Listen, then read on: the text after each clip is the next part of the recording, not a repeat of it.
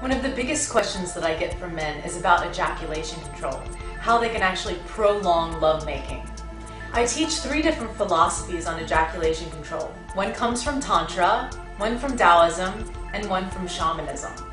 So the Tantrics believe that it's okay to ejaculate as long as you've transmuted your sexual energy or moved the sensations through their body at least 3 times. So if you've taken that sensation throughout your whole body, then when you ejaculate, you're actually not losing any of what they call life force or your energy. Transmuting means drawing it either up the body or through the body. I usually say sexual energy, but you can also think of it as sensation. So if you have a lot of sexual sensation in your genitals, what you want to do is take that sensation and move it throughout the entire body. So one of the Tantra techniques to control ejaculation is that when you get to that moment where you feel like you're close, maybe let's say on a scale of 1 to 10 you're at a 7 or an 8, what you can do is take a nice big deep breath in, contract the muscles at the base of the body. So for men, this is specifically between the scrotum and the anus. You're contracting those muscles, holding the contraction and holding your breath, taking a sniff of air, and exhaling. So it looks like this. Deep breath in, contract and hold, sniff, and exhale.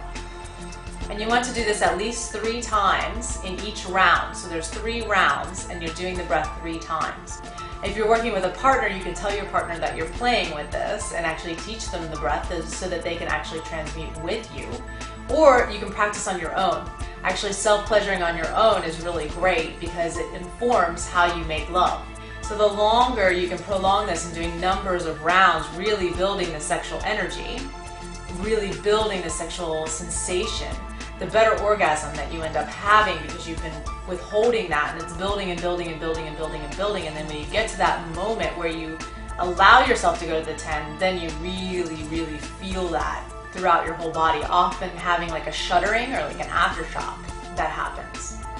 So in Tantra, as we learn how to move or transmute the sexual sensation throughout the body, you can actually become full body orgasmic. Full body orgasm feels like a tingling all over the body, and usually there's a dry orgasm, meaning that you're not ejaculating with it.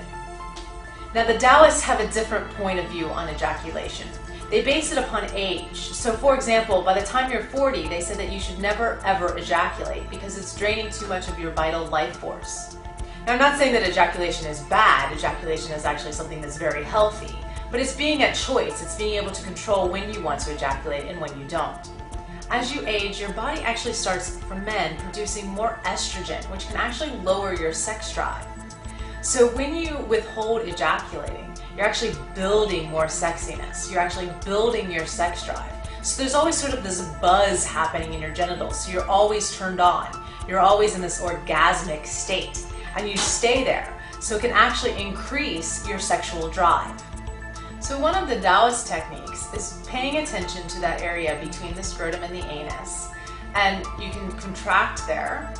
Or another thing you can do is actually press. So if you take 2 fingers and you press into that point, they actually call it the $1 million point. You can press into that point at that time when you feel like you're about to ejaculate. You can also pull the testicles away from the body. So you may notice when you get close to that moment of ejaculation that your testicles move up towards your body. What you'll want to do at that point is actually make a ring with your fingers and pull the testicles gently away from the body. You can do this if you have a partner. You can teach them how to do this, pull away, or you can do it with yourself. So pulling the testicles away helps to delay ejaculation as well. Some men have the opposite problem, which is not being able to ejaculate. They can go and go and go and go.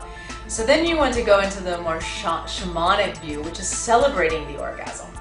So a lot of times what I find men not ejaculating or having difficulty ejaculating is that there's shame around it, or there's an ability to surrender. So in shamanism we talk a lot about celebrating, surrendering into, using breath. And another thing you can do is actually push out with your body. So instead of when you're trying to control the ejaculation and not ejaculate, you're actually contracting.